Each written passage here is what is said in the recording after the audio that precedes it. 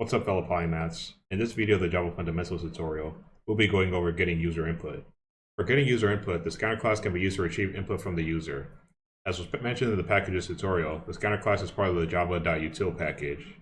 To import the scanner class, type in import java.util.scanner just below the package statement. You can experiment with different ways depending on the type of input that is received by the user. So here in the code, we're going to import the scanner class, and then we're going to write code so that we can get user input. In this case, the user would be our own self. So here we just write import java.util.scanner.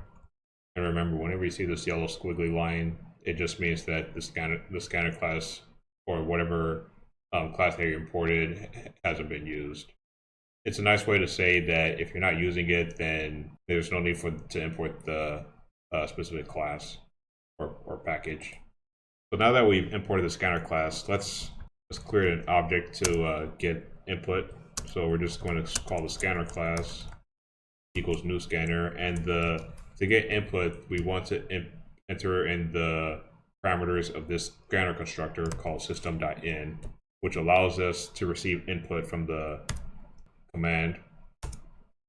All right, so I've written the code so that we can get input from the user. In this case, the user is us for the scanner class. So let's run this code, and I'll explain everything as far as what we put in the code. All right, so to ask what our name is, so we could just put name of the channel. So it's asking us what's up. So we just put whatever, we'll just say not much, this guy, I guess.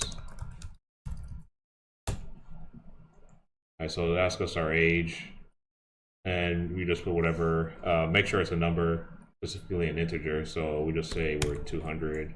All right, so now the response is, oh, you're 200 years old. That makes a ton of sense.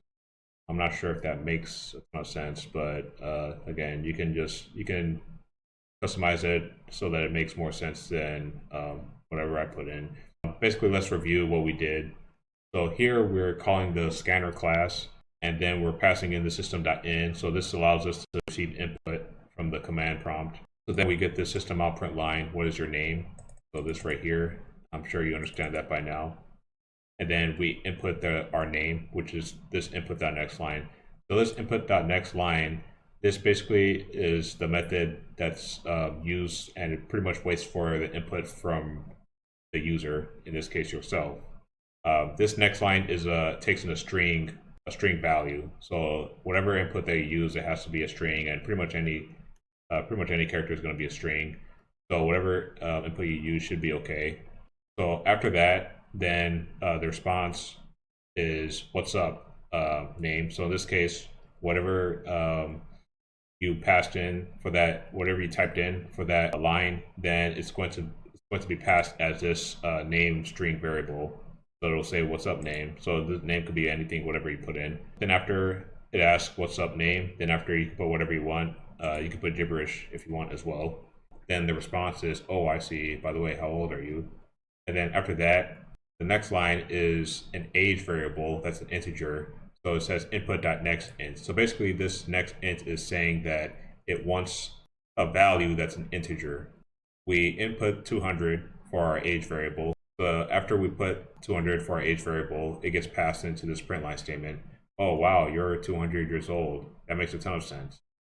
So pretty much that's the basics of getting user input. There's a lot of more creative ways that you can do this, but this is just a simple example.